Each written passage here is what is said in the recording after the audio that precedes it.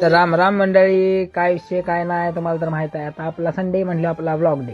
तर आम्हाला जायचं होतं मातीला म्हणजे माती आणायला जायचं होतं.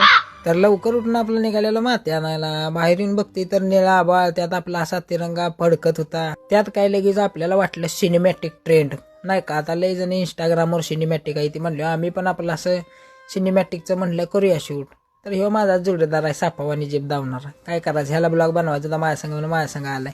तर मध्ये निघालो वाटतं तर एक म्हातारा आम्हाला नमस्कार घालत होतं, त्याला नमस्कार घालून आम्ही पुढे निघालो. एक रिक्षावाला आमच्यावर लावलेला शर्यत म्हणजे काय, त्याला वाटलं तो लागलाय बाक्कासूर आणि आम्ही मथुर. आम्ही होतो कडनं, ते होता पब्लिक.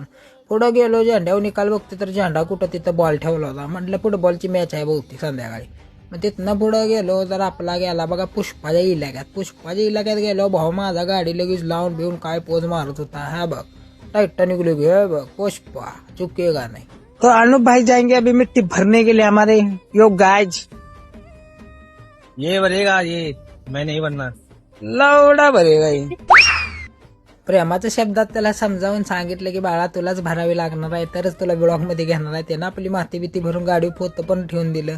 राग माझा गाडीवर काढत होता, पण असू दे मित्र आहे आपला. मग त्याला घेतला असा जवळ, मग त्याला म्हणलं की असं असं माझा मित्र आहे, ह्याला फॉलो करा, हे करा, पण तुम्ही काय करू नका, मी काय त्याची आयडी देत. आम्ही येत होतो माघारी येताना बघा आमच्या इथला दिसला गुरुद्वाराचा सीन बघा किती मस्त आहे. तर गुरुद्वाऱ्याचं शूट घेऊन आम्ही तिथनं पुढे निघालो. तर आम्ही लक्षात आलं की पुढे नाका लागला, हेल्मेट लावलेला नाही. डिगीतनं हेल्मेट काढलं, वाघानं हेल्मेट लावलं. चिलकत असणं गरजेचं आहे, कधी पण वार होऊ शकतो. इकडे कसं संडेला धरला की डायरेक्ट डोंगणावर वार. मग तिथनं पुढं आलो, याला आणि तरी बी कळेना मागं कुठं जायचं, इथंच रस्ता चुकवला. मागेच तर आमच्या फोन मधलं पण चार्जिंग कमी झालं, त्यामुळे म्हणलं हे ब्लॉग एवढाच बनवू.